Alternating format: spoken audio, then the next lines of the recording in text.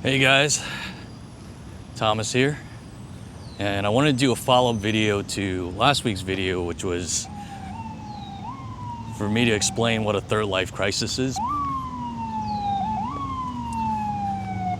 Of course, there's going to be an ambulance right when I start recording. Why wouldn't there be?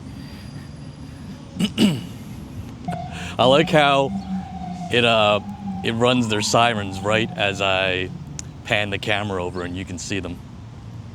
But anyway, a third life crisis is something that hits people in their mid-30s to late 30s, and it's when you feel like your life lacks meaning or purpose because you're not on that traditional life path of being married and having kids. And I think a major contributor to the people having a third life crisis is what I would describe as, I guess, a social isolation. And what I mean by social isolation is that simply you feel like your friends just start to move on to that next chapter in their life. They get married, they have kids, and eventually you are like an outcast or ostracized from their social circle. So a good example of that is one of my friends who I've known literally since we were in elementary school. I was the best man at his wedding, just to tell you how close we were. But his daughter's having a birthday party this weekend, and he told me that his wife wanted to keep the party to just people with kids. So I wasn't invited. Like, that's fine by me. I don't really take it personally if you don't invite me to stuff like that. And for the record, I love kids. I love spending time with kids. I love playing with kids. Kids love me. So I'm always happy to go to someone's kid's birthday party, whether it's a friend, a relative, whatever it is. Happy to do that. Bring a present. I'm like the fun uncle. But on the flip side, if you say, hey, like we're limiting this event to other folks with kids and it's like more of a family event, I completely get it. And the reason is that, one, it obviously costs money to invite people to an event, right? And right now, I think a lot of people are trying to cut back a little bit in terms of their spending. So they want to limit their spending for like an event. Like every person that shows up is another person that needs food and drinks, and I get it. But the other aspect is that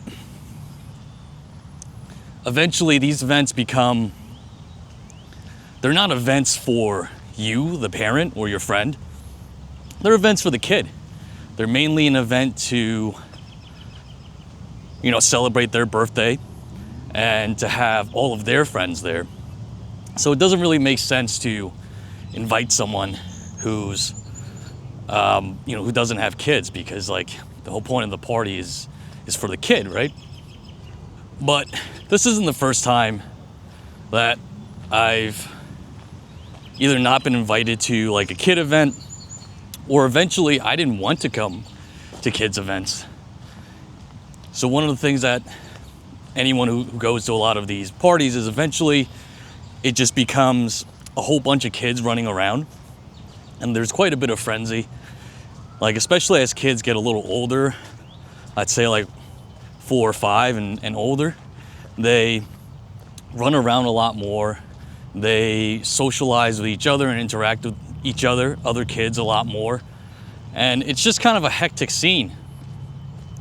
I remember my cousin used to throw various events like Super Bowl parties in his apartment. And eventually it became just a tight fit with like so many kids in such a small space that I didn't even want to go anymore. This aspect of social isolation really is a major contributor to the third life crisis. Because if you are in your mid-30s, like I was, and you look around and you realize all your friends now are getting married and having kids, and then eventually they stop inviting you to their social events, and their social events are now entirely centered around their kids, which is just what naturally happens, right? I have to explain that to people who are not in that stage of life. That when you have kids, your social network becomes other people with kids, in the sense that all of your friends and the people you spend a lot of time with, not all of your friends, but a lot of your friends and people you spend time with are the parents of your kid's friend. So your social network completely flips over to other parents. And then your friend, who you've known for a long time, doesn't matter, but if they're not married and they don't have kids, then you can't really include them in a lot of these events. And frankly, you don't want to go to a lot of these events, because what parents talk about is always like, oh, how hard it is to be a parent, like how their kid sleeps, daycare and school and etc. It's like, and you can't really participate in those conversations, like, because that's not where you're at in life yet. And I think it is this aspect of what I would call social isolation, where it feels like you've lost your friends because they've moved on to a different stage in life, and you're still the same person. You're still who hasn't moved on to that stage in life yet. And I don't think you can help but feel like you've left behind, and you will definitely start to question, like, okay, well, what should I be doing with my life? If all of my friends have gotten married and had kids, and they've got like an entirely new social circle, their lives have completely changed, their priorities have changed. And then if you're still living essentially the same life, then like, what should you do? Like, what should your purpose and meaning in life be? And that's what causes like a third life crisis. That's like a major component of it, is that your social network changes. People you've known for a long time that you considered friends and really good friends have now moved on to a stage of their life where they can't really quite include you in it. And you are essentially left by yourself to figure out what comes next. So yeah, I think that's all I've got for this video.